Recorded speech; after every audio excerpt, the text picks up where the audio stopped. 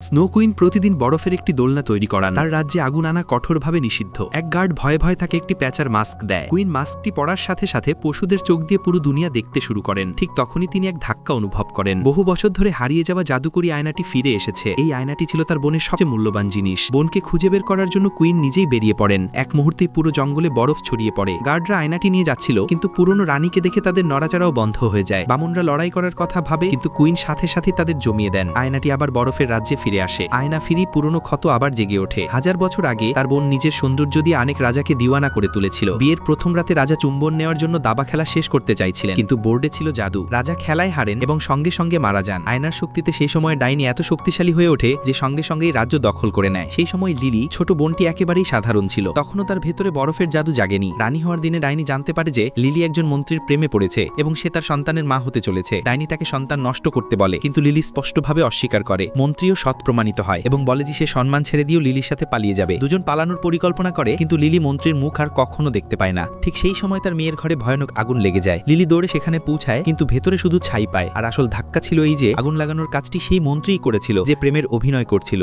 রাগ, কষ্ট আর প্রতারণা লিলির ভেতরে লুকিয়ে থাকা জাদুকে জাগিয়ে তোলে। তার চুল রূপালী হয়ে যায় এবং সে মন্ত্রীকে সেখানেই বরফে রূপান্তরিত করে দেয়। এই প্রতারণার পর তার হৃদয় পাথরের মতো হয়ে যায়। তখনই সে সিদ্ধান্ত নেয় যে সে উত্তরে যাবে এবং নিজের বরফের সাম্রাজ্য তৈরি করবে।